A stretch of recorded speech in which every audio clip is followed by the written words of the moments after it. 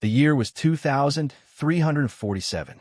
Ambassador Eris Thorne stared out the viewport of his ship, the diplomatic vessel Pathfinder, at the vast emptiness of space. In the distance, the faint glow of the Xylo's belt shimmed like a curtain of stardust, marking the border between the united colonial planets and the Cthar Empire. This mysterious region, filled with spatial anomalies and abandoned outposts, had long served as a natural boundary between two civilizations locked in a cold peace. Thorne rubbed his temples, feeling the weight of his responsibility. After decades of tension and proxy conflicts, the upcoming peace summit at Delphi Prime Space Station represented humanity's best chance for lasting stability. As the chief architect of these negotiations, he had invested years of his life in bringing the reptilian Cthar to the table. "Ambassador, we're receiving a priority transmission from command," his aide announced, interrupting his thoughts. "Put it through," Thorne replied, straightening his formal diplomatic uniform. The holographic display flickered to life, revealing the stern face of Admiral Kenji Tanaka, commander of the UCP Defense Force. "Ambassador Thorne, we have a situation. Commander Volkov's reconnaissance mission has returned with concerning findings." Thorne frowned. Commander Lyra Volkov was one of their most reliable intelligence officers, assigned to security for his delegation and last-minute intelligence gathering before the summit. "What kind of findings, Admiral?" "The kind that might jeopardize everything you've worked for," Tanaka replied grimly. "She's on her way to brief you personally." When the transmission ended, Thorne turned back to the viewport, his reflection superimposed over the distant stars. The face that looked back at him appeared older than his 56 years, lined with the stress of diplomatic service. He believed in peace with his whole heart, but he wasn't naive. The Cthar Empire had a history of conquest, and their recent willingness to negotiate had surprised many. 3 hours later, Commander Lyra Volkov stood before him in his private office aboard the Pathfinder, her uniform showing signs of recent combat. At 34, she had already distinguished herself as both a tactical genius and an expert in Cthar psychology, a rare combination that had earned her this sensitive assignment. "My reconnaissance team was conducting a final sweep near the outer regions of the Xylo's belt," Volkov reported, her voice tense but controlled. "We detected unusual energy signatures and investigated. What we found was a hidden Cthar facility, heavily guarded, where they appeared to be developing and testing a massive energy weapon." She projected a series of fragmented images captured during their hasty retreat. "We were detected and came under heavy fire. I lost 2 good officers." Her voice hardened. "This doesn't match their peace overtures, Ambassador."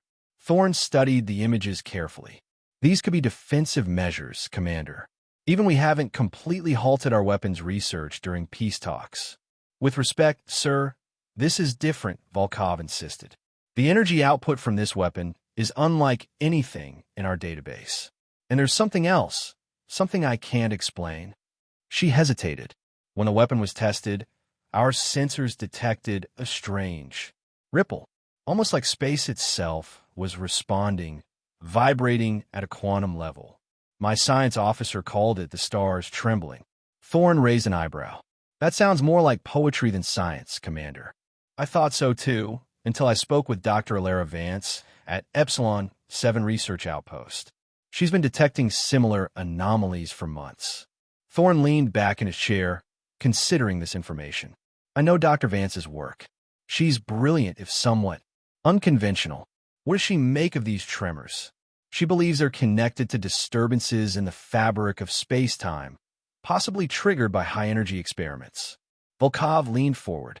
"Ambassador, I believe the Cthar are planning something catastrophic, using the peace talks as cover." "That's a serious accusation, Commander. If I'm to bring this to President Rostova, I need more than fragments and theories." Volkov nodded sharply. "Then give me permission to continue investigating, sir. If I'm wrong, no harm done. If I'm right, the future of human civilization may hang in the balance," Thorne finished for her. He sighed heavily. "Very well, Commander. Proceed with your investigation, discreetly. We cannot afford to jeopardize these talks without irrefutable evidence. As Volkov left, Thorne found himself once again staring at the distant glow of the Xylos belt. For the first time in years, a seed of doubt had been planted in his mind. Deep within the Epsilon 7 research outpost, Dr. Alara Vance hovered over her instruments, her sleep-deprived eyes fixed on the readings that continued to defy conventional physics. At 53, Vance had dedicated her life to understanding the stranger aspects of stellar phenomena, which had led her to this isolated station near the Xylos belt. Dr. Vance? Her assistant's voice pulled her from her concentration. Commander Volkov is requesting access to your research data. Vance nodded absently, still focused on the fluctuating patterns on her screen. Granted, and tell her I've detected another tremor, stronger than the last. For months, her sensitive equipment had been registering subtle vibrations in the quantum field, minute disturbances that she had initially dismissed as instrument error. But as the patterns became more pronounced and regular, she had developed a theory so outlandish she had hesitated to share it with anyone outside her small team. The universe was trying to communicate, or at least something within it was. When Volkov's data from the Kthar facility arrived, Vance felt a chill of validation.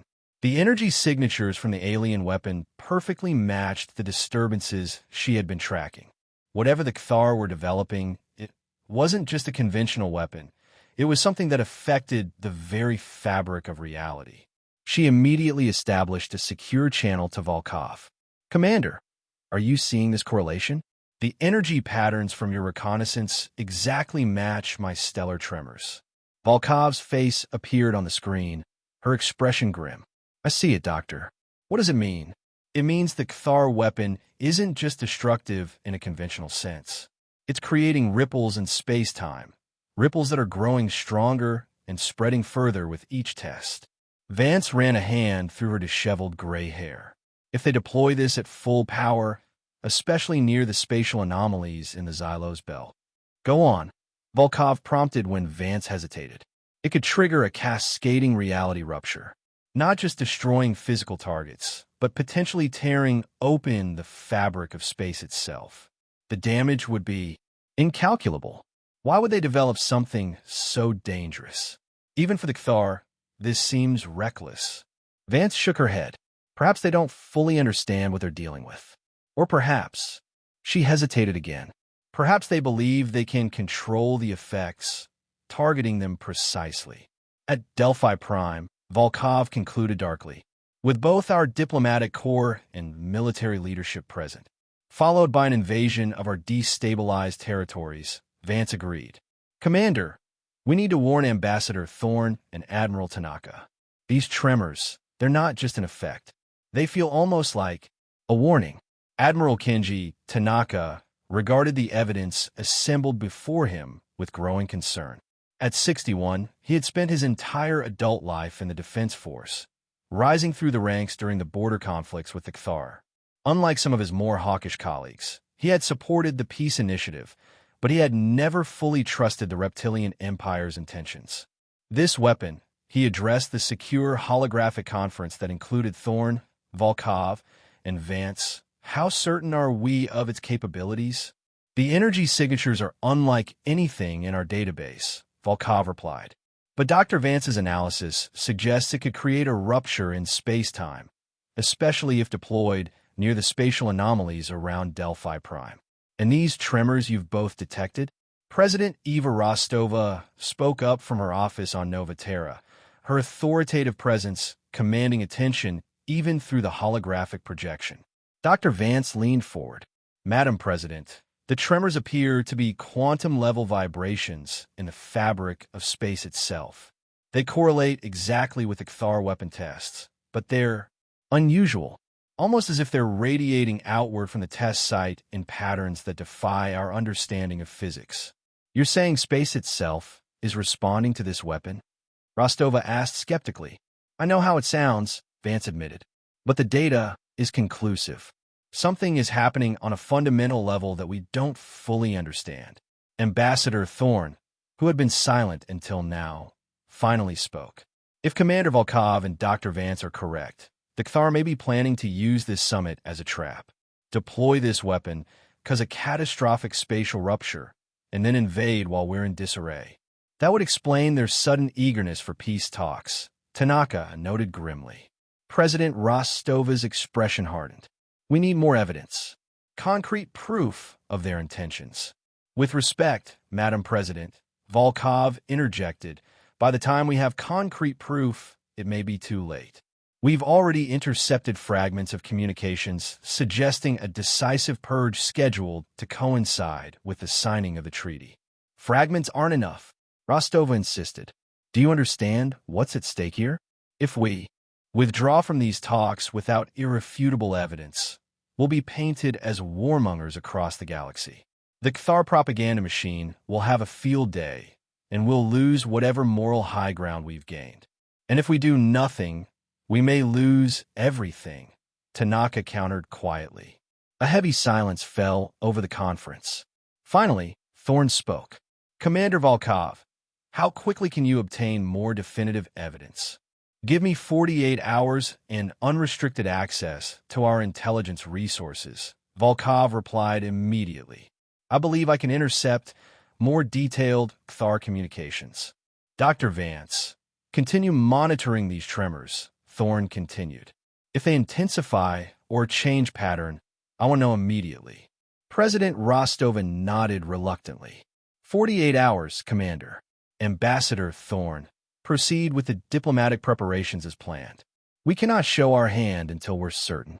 As the conference ended, Thorne found himself alone with Admiral Tanaka's hologram. You know, Eris, the Admiral said quietly, I've always respected your commitment to peace. But sometimes peace comes at too high a price. I haven't given up on peace, Kenji, Thorne replied. But peace built on deception is no peace at all. It's just a prelude to betrayal. Tanaka nodded solemnly. For what it's worth, I hope Volkov is wrong. So do I, old friend, Thorne said. So do I. For the next 48 hours, Lyra Volkov barely slept. With a small team of trusted intelligence analysts, she worked relentlessly to penetrate the Kthar communications network, using techniques that pushed the boundaries of what was legally sanctioned by UCP protocols. With technical support from Dr. Vance, they managed to access a low-level Kthar communications hub, decrypting bits and pieces of military transmissions. What they found confirmed their worst fears. Upon activation of the spatial rupture wave at Delphi Prime, Volkov read aloud to Ambassador Thorne from the decrypted messages, all UCP vessels will be neutralized. The subsequent disruption to their command structure will allow our waiting battle groups to advance through sectors 7 through 12 without significant resistance. Thorne's face had grown increasingly grim as Volkov presented her findings. And you're certain of the translation? No room for misinterpretation. We've had our best Kthar linguists verify it multiple times, Volkov confirmed. There's more. They specifically mention the trembling of the stars as a favorable sign for their plan. How could they possibly interpret these spatial disturbances as favorable? Thorne wondered. Dr. Vance has a theory about that, Volkov replied, gesturing to the scientist who had joined them via hologram. Vance's tired face appeared more animated than usual. Ambassador, we believe the Kthar weapon, this spatial rupture wave, is designed to harness and amplify the natural spatial anomalies in the Xylos belt. The trembling is a pre-echo of what they intend to unleash, essentially space-time resonating in anticipation of a major disruption. Like tremors before an earthquake, Thorne murmured. Precisely, Vance agreed. But here's what they don't seem to understand, or perhaps they're ignoring. These tremors are growing stronger and more complex with each test. They're not following predicted patterns. It's as if... She hesitated. As if what, Doctor? Thorne prompted. As if the fabric of space itself is reacting, responding, perhaps even preparing. Vance shook her head.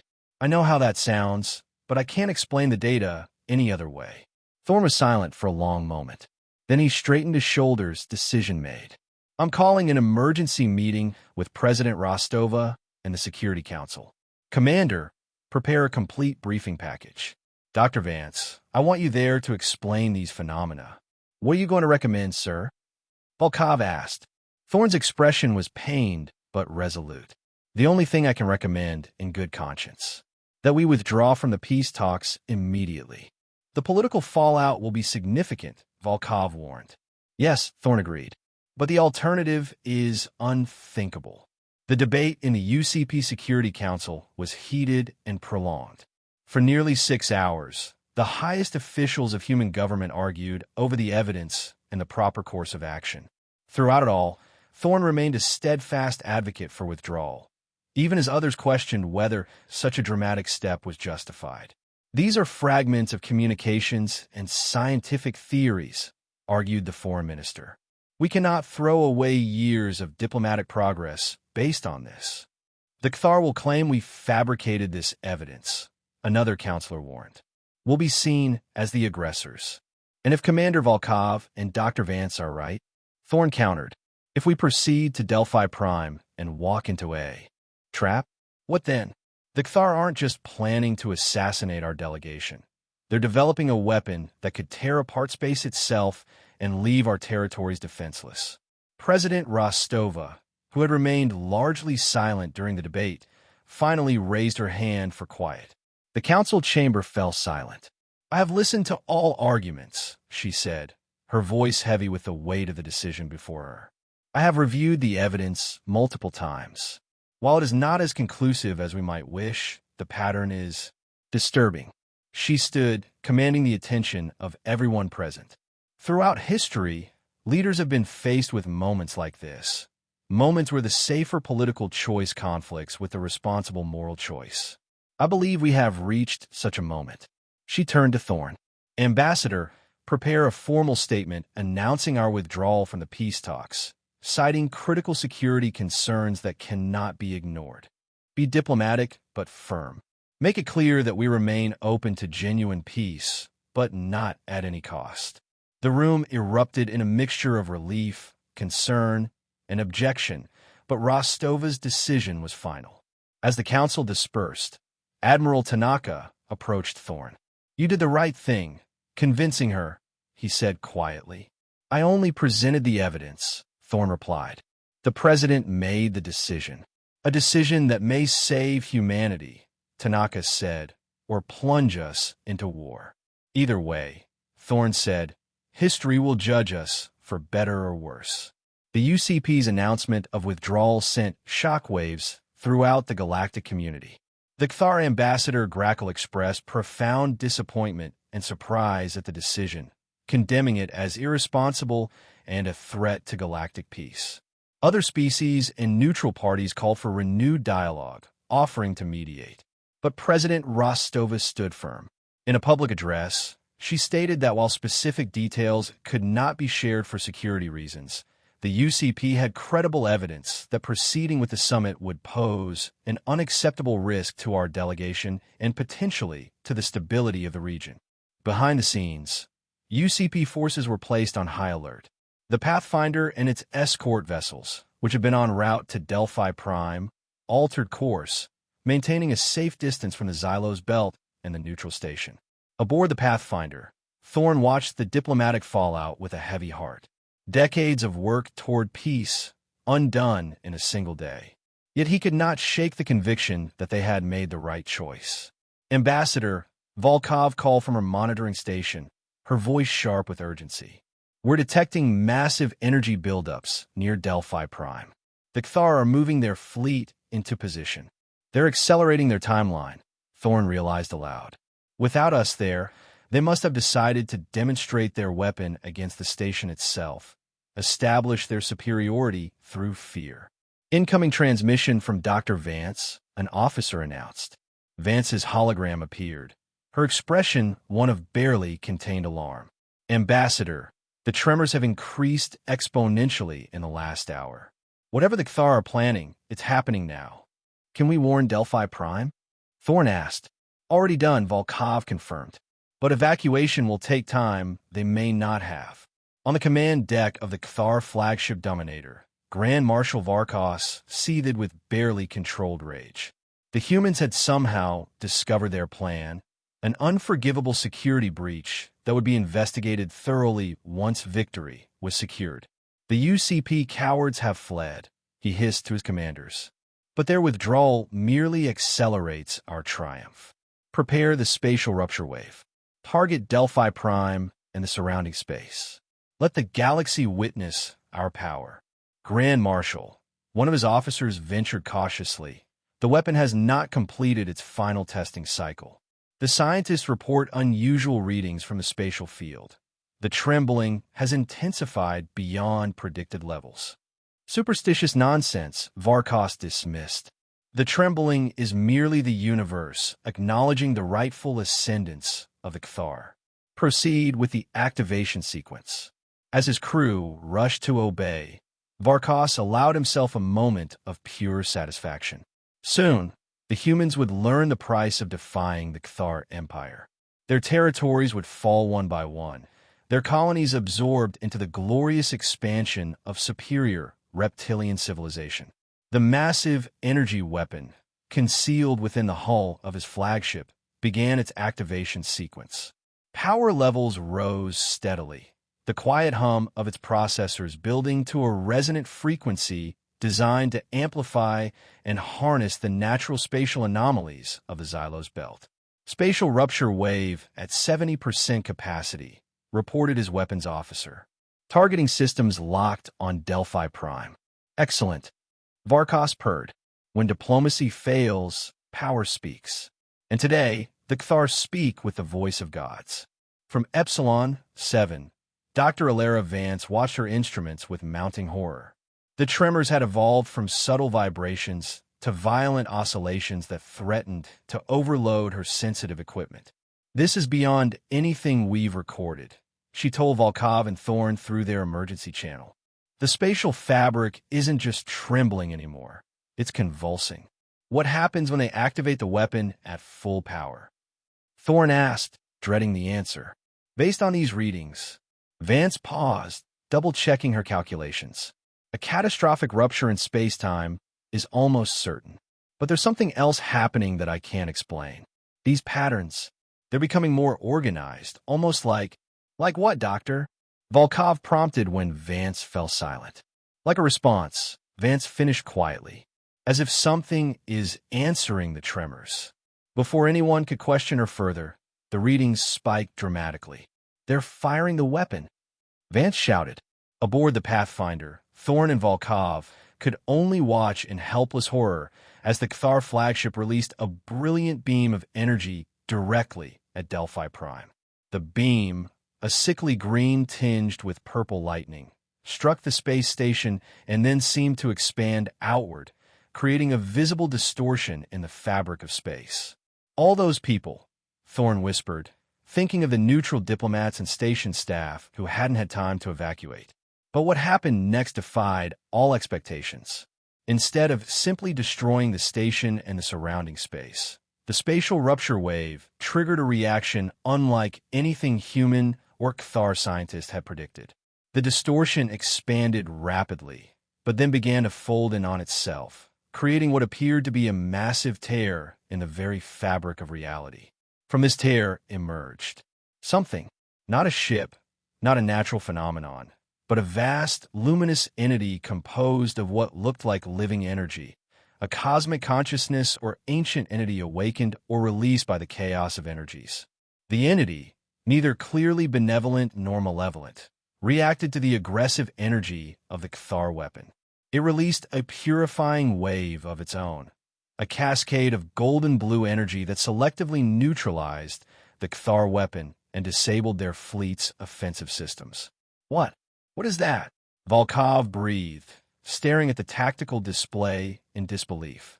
I don't know, Thorn answered honestly, but I think we're witnessing something beyond our understanding. The UCP fleet, though also affected by the energy disturbances, fared better than the Cthar vessels, which now drifted powerless in space, their weapons and engines disabled. Ambassador, Vance's voice came through, filled with wonder and scientific excitement despite the circumstances. The entity, it appears to be a form of cosmic consciousness, perhaps even a network of consciousness that exists within the fabric of space-time itself. The tremors weren't just a warning. They were communication. This consciousness was responding to the disruptions caused by the Cthar weapon. Like an immune response, Thorne suggested, struggling to comprehend. Yes, exactly. Vance agreed. A cosmic immune system reacting to a threat to the balance of space-time. As they watched, the entity gradually began to withdraw back through the spatial rift, which slowly closed behind it. But the trembling of the stars continued, though more gently now, a lingering reminder of what had occurred. The Cthar fleet, crippled and humiliated, posed no immediate threat. Reports soon came in from across Cthar space of similar effects. Their major military installations had been selectively disabled, while civilian infrastructure remained largely untouched. It knew, Volkov said quietly. Somehow, it knew exactly what to target. Perhaps it perceived intent, Thorne suggested. Or perhaps it simply responded to the concentration of the same energies that had disturbed it. President Rostova, upon receiving the full report of the incident, made a bold decision. Instead of taking advantage of the Cthar's vulnerability to launch a counterattack, she authorized Thorne to extend a new offer of peace negotiations, this time with complete transparency and mutual respect, under the watchful eye of the cosmos they had all witnessed. Within the Cthar Empire, the Delphi Prime incident triggered an internal crisis. The moderate faction, long suppressed, rose up and overthrew Varkos and his militant supporters. A new Cthar government, genuinely interested in peaceful coexistence, was established. Grand Marshal Varkos, stripped of his rank and authority, was reportedly stunned into an almost catatonic state by the failure of his invincible weapon and the intervention of a force he could neither comprehend nor conquer. In the months that followed, Dr. Vance led a multi-species scientific team, including reformed Cthar scientists, in studying the trembling of the stars and the nature of the ancient entity. They discovered that it was indeed a form of cosmic consciousness, a network that functioned as a balancing force in the universe, responding to major energetic disruptions or actions that threatened serious instability. The trembling was the sign of its attention and evaluation. The UCP's withdrawal from peace talks, an action based on truth and avoiding greater bloodshed, though initially misunderstood, may have been noted positively by this cosmic consciousness, contributing to their being less severely affected than the Cthar. Commander Lyra Volkov was promoted and became an important figure in rebuilding relations with the reformed Cthar, drawing on her experience and insight. A new era began in the galaxy. The UCP and the reformed Cthar Empire signed a genuine peace treaty, with fair terms and joint monitoring mechanisms. Other species joined a broader alliance, committed to maintaining balance and avoiding actions that might awaken the universe's fury. Ambassador Eris Thorne, though deeply changed by the events he had witnessed, found a new kind of peace, not from a paper treaty, but from a deeper understanding of the universe and humanity's place within it. He became a strong advocate for research and respect for cosmic laws. The trembling of the stars never completely disappeared. It became a constant reminder, a whisper that scientists and philosophers listened to, trying to understand more about the universe and the responsibilities that came with intelligent existence. The story ends with Lyra and Alara Vance together, looking up at the star-filled sky from a new observatory where the trembling was displayed as subtle ripples of light. They knew that humanity and other species had been given a second chance, and the future depended on whether they would listen to the universe's warnings. The ending remains open about the deeper nature of the cosmic consciousness and its future role, but offers hope for a more peaceful and wiser galaxy. Do you think it's still watching us? Lyra asked quietly, her eyes fixed on the subtle ripples of light that represented the ongoing tremors. I think it was always watching, Alara replied. We just weren't paying attention. Lyra considered this. And now we know we're not alone in this universe. Not just other species, but forces and consciousnesses beyond our comprehension. Alara smiled slightly. It's humbling, and a bit terrifying, Lyra added. The best discoveries usually are. Alara turned her gaze from the stars to her companion. We withdrew from those peace talks because we discovered the truth about the Ktharis intentions. Perhaps now it's time for us to withdraw from our own arrogance about our place in the universe. Lyra nodded slowly. A new kind of peace. Yes, Alara agreed. A peace built not just between species, but with the cosmos itself. Above them, the stars continued their gentle trembling. No longer a warning, but a conversation humanity was just beginning to understand.